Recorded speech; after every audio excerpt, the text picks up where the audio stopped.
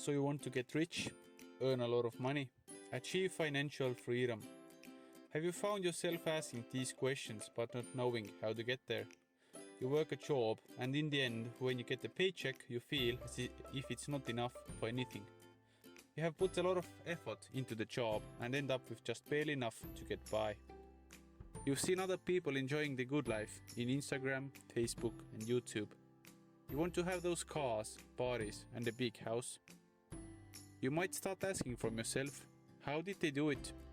How have they made so much money to afford the houses, the cars, and in the end, the freedom from working? Maybe all you want is just freedom from working.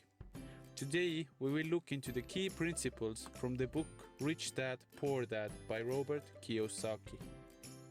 For example, let's say you work at a fast food restaurant. In the end of the month, you get your salary. It's taxed by government, so you don't even get everything, just a part of it. When you get paid, you pay your rent, car and all the other bills and must have enough money till the end of the month. And then this happens the next month, a month after that, and so on. It's an endless loop, a sort of rat race that never ends. What rich people do differently is that they create the businesses. The businesses that you work in, rich people take on risk to create the restaurant you work in. So lesson number 1. Rich don't work for the money, poor and middle class do. Entrepreneurs take on debt to buy a fast food restaurant. Then they agree on a lease, create a simple fast food menu, order the food and hire some employees. At the start, they work in the restaurant but soon will opt out. In the end of the first year, they will make no money, second year break even and third year make a small profit. But now you may ask, how can I ever open up a business? For example, you can start a home cleaning business tomorrow. All you need is to set up a company. You can Google most of these steps, buy some cleaning tools and create a website. Next you need to find clients via platforms, cold calling, Facebook, work for bigger businesses, etc. After that, you work on it for months till you have enough of cash reserve to hire your first employee. He could be part-time. We'll go over creating a business later part on the video. After your first few years, you notice that you do have quite a bit of money on the bank account and decide to buy a new car on a lease. And that's where you have slipped. There is an important difference here. You have created one asset, but also one liability. Asset puts money in your pocket and liability takes money from your pocket. Is your car an asset? Well, it is if it makes money to you every month. But if you pay for gas, insurance, repairs and such, it's a liability. The same is with a home. If you don't rent it out long term or short term, it's a liability because you must pay for it. May it be taxes, utilities, insurance and repairs. If you can rent out a room in your home, it's an asset. Lesson number 2 is learn financial literacy. Understand what's the difference between assets and liabilities. If you start your first business, it's quite wise to stay on your day job. In that way you can pay your bills and survive. But in order to grow wealth, you need to create investments. That means that you need to start buying assets. Some examples of assets are dividend-paying stocks. If you invest $1,000 into a stock that has 8% dividend yield, you will earn $80 passively for forever. And if the stock price goes up, you make even more. If you can invest $1,000 with 8% dividend yield for 10 years, you will make $800 passively, but it's wise to invest the dividends as well to compound the money. By investing the $1,000 with 8% dividend yield, in the end of 10 years, you have more than doubled your initial $1,000.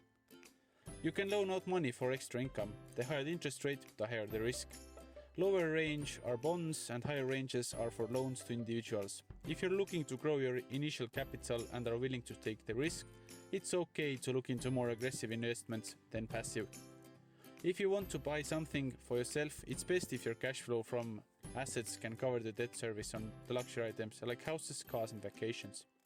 Lesson number 3 is to build assets in order to become wealthy and liabilities after you have free cash flow. Now that you have your first business running and have some passive income coming in, you might look into leverage, making more money with other people's money. Let's say you buy a small rental apartment with debt. Let's say the price for a small apartment house is $700,000. Usually you need about 25% down payment, so that would be $175,000.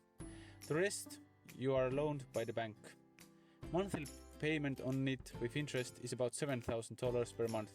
If you can rent out all the rooms in the house for more than $7,000, your tenants' rent payments cover the debt service, and in that way you have an asset, because every month when the tenant pays the rent, you will have more ownership in the apartment. In 10 years, you will own it outright without ever paying a cent for it in the whole time. That's called good debt. The payments pay for the loan and you will have an asset outright after the loan term ends. But let's say you decide to buy a laundromat. The price is $300,000 and you must pay 25% down, so about $75,000. That monthly payment to bank would be around $3,000.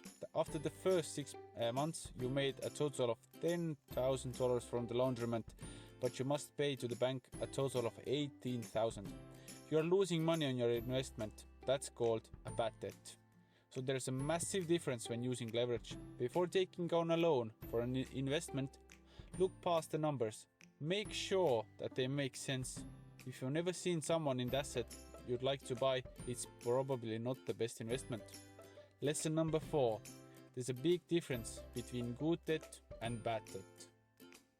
The last thing you need to understand is how to create businesses.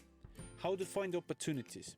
If I told you to find a great real estate investment, you'd most likely couldn't tell apart from 5 different real estate investments.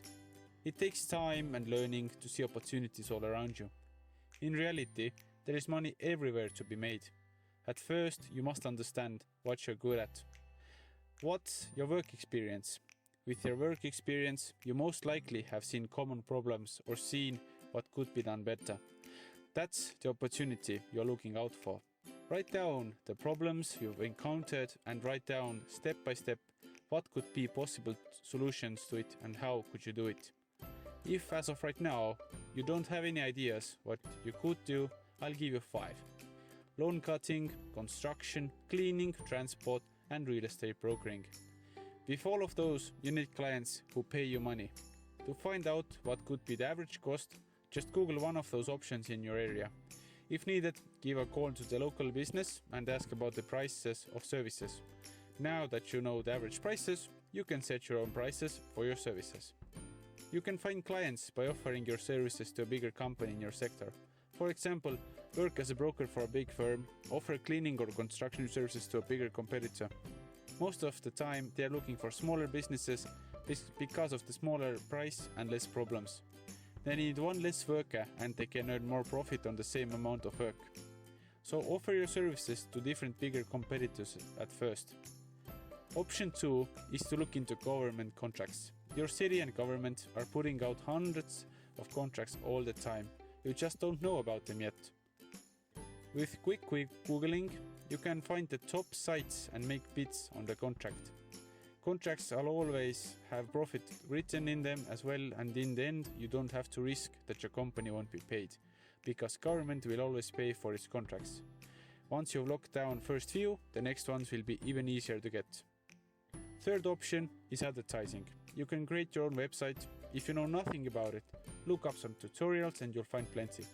It takes around a week first time around.